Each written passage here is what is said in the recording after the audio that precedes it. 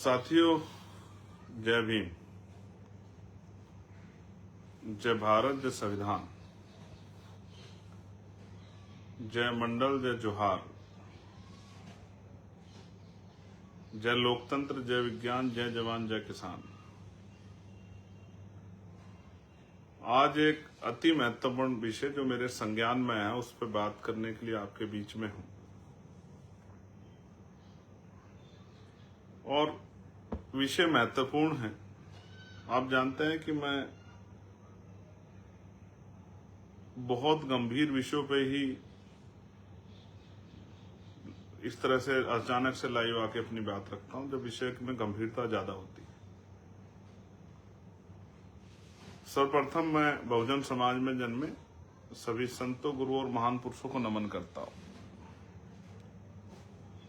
आप अभी लाइव के माध्यम से जुड़कर या उसके बाद हमारे सोशल मीडिया प्लेटफॉर्म पे मुझे सुन लेंगे, लेकिन ये सुनना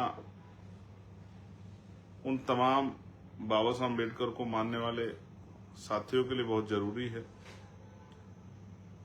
जो साथी बाबा साहब अम्बेडकर में और उनके द्वारा बनाए गए संविधान से प्यार करते हैं और बाबा साहब अम्बेडकर का सम्मान मन में करते हैं। और उनमें भी जो उत्तर प्रदेश से जुड़े हुए हैं, लखनऊ आसपास उत्तर प्रदेश, हालांकि बाबा साहब तो विस्तृत हैं, वो लखनऊ उत्तर प्रदेश तक तो सीमित नहीं है, लेकिन ये अति महत्वपूर्ण विषय जब मेरे संज्ञान में आया तो मुझे लगा कि आपके बीच रखना चाहिए।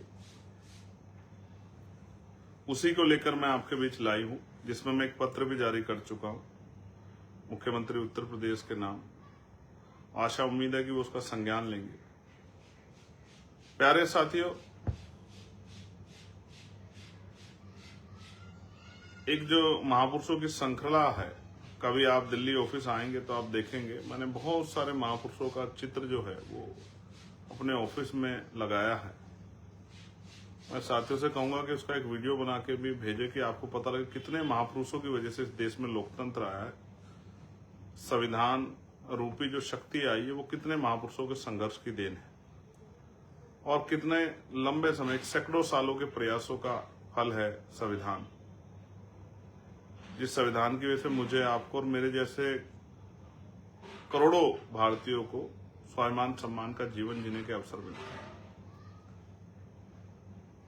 तो प्यारे साथियों, विषय ये है कि लखनऊ में 10 विधानसभा मार्ग पर एक बाबा साहब डॉक्टर BR अम्बेडकर जी का अम्बेडकर महासभा एवं अस्थि कलश जो है एक बहुत ही महत्वपूर्ण स्थान है। 10 विधानसभा मार्ग लखनऊ, जहां पे बोधिसत्व डॉक्टर बाबा साहब अम्बेडकर जी की अस्थियों को रखा गया है। और एक लंबे समय से ये प्रक्रिया रही। बहुत महत्वपूर्ण देश के, प्रदेशों के बहुत महत्वपूर्ण पदों को सुशोभित करने वाले, बड़े बड़े पदों पे रहने वाले सीनियर लोगों ने वहां जाके बाबा साहब को नमन किया। जो ऐतिहासिक केंद्र है 10 विधानसभा मार्ग लखनऊ में, वो डॉक्टर सविता अम्बेडकर जी द्वारा वहां पर परम पूजनीय डॉक्टर बाबा साहब भीमराव अम्बेडकर जी की अस्थि कलश की स्थापना वहां की गई। यानी कि वो रहबर जिन्होंने देश को संविधान दिया और करोड़ों बेजुबानों को जबान दी और हमें महिलाओं को, किसानों को, मजदूरों को, युवाओं को, पिछड़ों दलितों को, आदिवासियों को और जो अल्पसंख्यक समाज में मुसलमान हो, जैन हो, सिख हो, बौद्ध हो, ईसाई हो, उन तमाम लोगों को जो संवैधानिक अधिकार थे, उन बाबा साहब अम्बेडकर की अस्थियां वो हमारे लिए एक तीर्थ है। मैं इस तरह से भी उसको समझा सकता हूं। मैं भी वहां गया हूं। उस जगह को बदलने का काम किया जा रहा है। मुख्य चौक पे है वो विधानसभा के पास, उसको जो है हटाने का काम, वो स्थान परिवर्तन करने का काम किया जा रहा है। जब से बात मुझे पता लगी है तब से मेरे मन में बेचैनी पैदा हुई है और मैं मानता हूं कि अच्छा नहीं हो रहा है। सिर्फ अपने निजी स्वार्थ के लिए महापुरुषों के ऐतिहासिक स्थलों से इस तरह की छेड़खानी ठीक बात नहीं है। और ये कर कौन रहा है? ये उत्तर प्रदेश की सरकार कर रही है। वही सरकार जो बाबा साहब अम्बेडकर की मूर्तियों के संरक्षण करने के लिए 403 करोड़ रुपए जिन्होंने अभी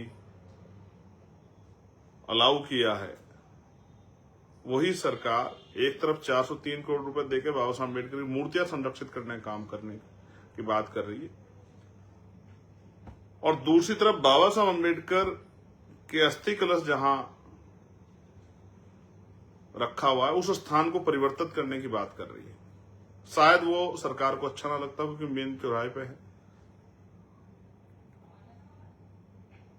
और ऐसा भी हो सकता है कि जो 403 करोड़ रुपए और ये सब देने की बात कही गई वो इसलिए की गई हो कि कल जब इस तरह की चीजें आप करें, सरकार के लोग उसे हटाएं वहां से, तो लोग जब विरोध करें या अपनी बात करें या जिनकी आस्था बाबा साहब से जुड़ी हुई है, जब वो अपनी बात रखे तो शायद आप कहो कि हम तो बाबा साहब का बहुत बड़ा सम्मान करते हैं, जो मूर्तियां गांव में रखी हम तो उसका भी संरक्षण कर रहे हैं, उसके लिए भी छत बनवाने की, उसमें भी 10 लाख रुपए देने की बात कर रहे हैं। ये शायद एक सोचा समझा प्लान हो सकता है, हमें इस बात को समझना पड़ेगा। मैं उसकी उपलब्धियां आपको बता देता हूं जगह की। ये ऐतिहासिक स्थल डॉक्टर सविता अम्बेडकर जी द्वारा परम पूजनीय डॉक्टर बाबा साहब अम्बेडकर जब इस दुनिया से चले गए, उनकी अस्थियों कलश को उन्होंने वहां स्थापना की। एक बार महामहिम राष्ट्रपति सद्य के आर नारायण साहब ने वहां बोधि वृक्ष, आप समझते हैं कि बुद्धिज्म में बोधि वृक्ष की कितनी महत्ता है, भगवान बुद्ध से वो प्रत्यक्ष रूप से अप्रत्यक्ष रूप से जुड़ी हुई एक जो है भूमिका है। तो वहां बोधि वृक्ष के आर नारायण साहब ने, जो महामहिम राष्ट्रपति साहब थे, उन्होंने वहां बोधि वृक्ष की स्थापना की। महामहिम राष्ट्रपति सद्य रामनाथ कोविंद जी ने के द्वारा वहां धम्म चक्र की स्थापना की गई, और उस समय के मुख्यमंत्री राजनाथ सिंह जी द्वारा परम पूजनीय बाबा साहब अम्बेडकर जी की 12 फीट की प्रतिमा की वहां स्थापना की गई। इस ऐतिहासिक स्थल पर मैंने ट्वीट में बताया भी कि भारत के प्रमुख पूर्व मुख्य न्यायाधीश सद्य के.जी. बालाकृष्णन साहब, हमारे वर्तमान के प्रधानमंत्री श्री सद्य नरेंद्र मोदी जी, और पूर्व प्रधानमंत्री वीपी सिंह जी भी द्वारा भी बाबा साहब की अस्थियों पर पुष्प अर्पित और श्रद्धा सुमन अर्पित किए जा चुके हैं। लेकिन ये बातें आई कहां से? 14 अप्रैल को 2026 को वहां एक कार्यक्रम हुआ, उसमें ये बात कही गई कि ये यहाँ अंतिम प्रोग्राम है, अगले प्रोग्राम कहीं और होगा। बड़ी बात यह है, देखिए, हम सभी की धार्मिक आस्थाओं का सम्मान करते हैं।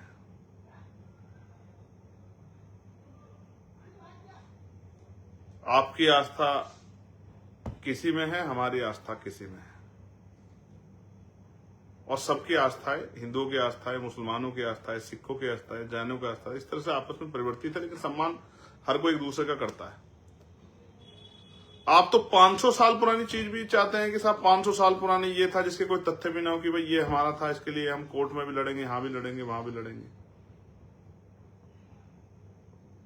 और हम जहां हमारे संज्ञान में अपने महापुरुषों के अस्थि कलश रखे हुए, आप चाहते हैं कि वो जगह आप हमसे छीन लेंगे, तो आप गलतफहमी में मत रहना भाई। ये बात मैं बहुत जिम्मेदारी से कह रहा हूं। ये छीनने का प्रयास दिल्ली में किया गया था। जगत गुरु सतगुरु रविदास जी महाराज का गुरु घर तुगलकाबाद वाला छीनने का प्रयास किया था। मैं 66 दिन जेल में रहा था, उसमें मेरे साथ 98 साथी हो रहे थे। ये बात मैं आपको डरा नहीं रहा हूं, बता रहा हूं। आज क्योंकि बहुत महत्वपूर्ण दिवस है, जिस दिन मैं ये जानकारी भी आपको दे रहा हूं घोषणा करते हुए कि इस कौम के शहीद संत रामानंद जी महाराज, आज उनका शहीदी दिवस है।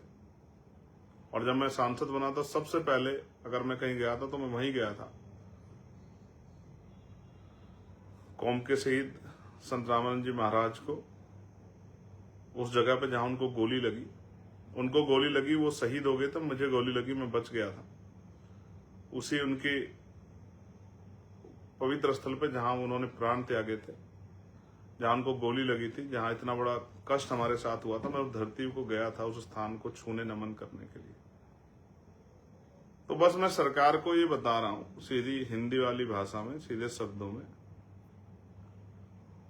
सरकार बिल्कुल भी ये ना समझे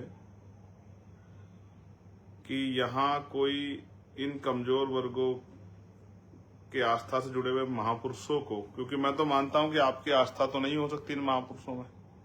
अगर आपकी आस्था होती तो आप ऐसा नहीं करते। लेकिन अगर किसी गलतफहमी में या किसी को खुश करने के लिए, किसी स्वार्थ में अगर आप ऐसा करना चाहते हैं तो मैं आपको भाई बताना चाहता हूं बहुत जिम्मेदारी से, दिल्ली की सरकार ने जो गलती दोहराई थी, आपको दोहराने की गलती मत करना। ये दिल्ली था, यहां 5 लाख लोग आए थे और अपने महापुरुषों, अपने रहबरों में, जिनमें प्रमुख थे डॉक्टर बाबा साहब अम्बेडकर है, अगर उनके ऐतिहासिक स्थल को बचाने के लिए मुझे पूरे प्रदेश और देश भर के लोगों को लखनऊ बुलाना पड़ा तो मैं पीछे नहीं हटूंगा। ये बात मैं आपको बता रहा हूं। ये बात आप अच्छी तरह समझ लें, जान लें और अपने दिमाग में रखें। आप बिल्कुल गलतफहमी मत रहें कि आप ऐसा कर लेंगे और हम चुपचाप बैठ के ऐसा देख लेंगे। ये बात आप अच्छी तरह समझ लें। वो स्थान किसी एक व्यक्ति का नहीं, कमेटी का नहीं, वो हमारे लिए ऐतिहासिक स्थल है। मैं अभी जब जाऊंगा 4 जून से हम लोग जो सत्ता परिवर्तन यात्रा शुरू कर रहे हैं, वो सत्ता परिवर्तन यात्रा की प्रेस कॉन्फ्रेंस के लिए मैं वहां जाऊंगा तो मैं आपको ये बताना चाहता हूं, मैं उस धरती पे भी, ऐतिहासिक धरती पे भी पुष्प अर्पित करने के लिए जाऊंगा प्रेस कॉन्फ्रेंस से पहले। फिर मैं वहां प्रेस कॉन्फ्रेंस करूंगा 4 जून की यात्रा की पूरी जानकारी के लिए। लेकिन ये बात मैं स्पष्ट करना चाहता हूं, मेरा आग्रह समझिए, मेरा हाथ जोड़ के निवेदन समझिए, मेरी मांग समझिए, मेरे द्वारा जिन लोगों का मैं प्रतिनिधित्व करता हूं उनकी मांग समझिए। लेकिन बिल्कुल भी ये मत समझिए कि ये मेरी कोई राजनीतिक बात है, ये अचानक से मेरे मन में आ गई। जब से मैंने इस बात को सुना है, मैं इंतजार कर रहा था कि मेरे पत्र के बाद सरकार उस पर कोई निर्णय लेगी। लेकिन मैं ये बताने के लिए फेसबुक लाइव कर रहा हूँ कि यूट्यूब चैनल द्वारा, मीडिया के चैनल द्वारा, आपकी इंटेलिजेंस एलआईजी द्वारा ये बात आप तक चली जाएगी।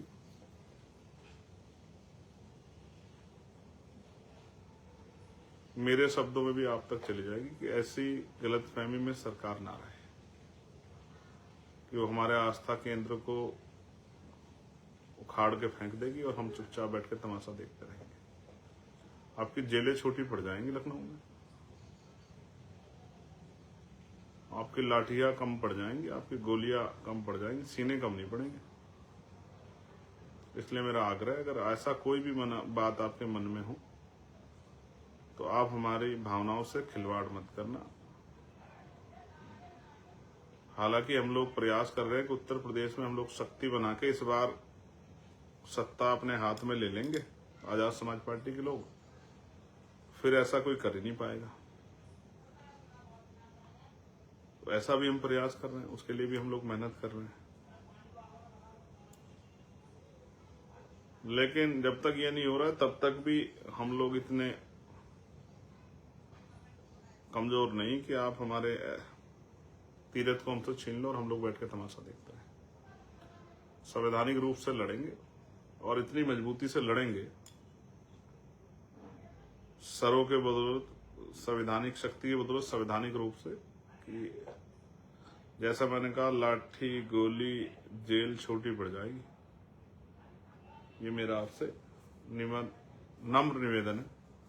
आशा उम्मीद है कि आप इसका संज्ञान लेंगे। मैं आपका धन्यवाद करूंगा अगर आपने इस तरह की चीजें, अगर कुछ हो भी गई थी, आप उनको बदल के हमारे इतने बड़े बहुजन समाज की आस्थाओं का सम्मान करेंगे तो मैं आपका धन्यवाद करूंगा।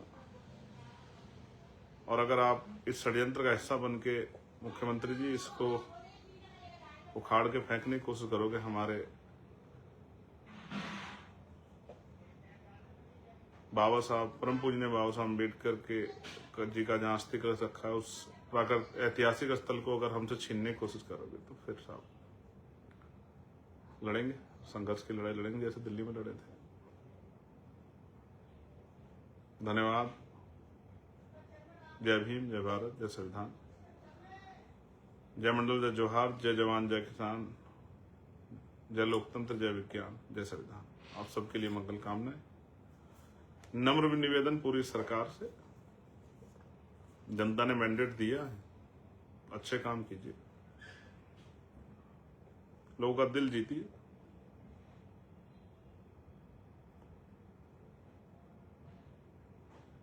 कुछ अच्छा करके दिखाइए। पेपर लीक ही रोक लीजिए, नौजवानों को रोजगार दीजिए। हम भी कहेंगे सरकार कुछ कर रही है।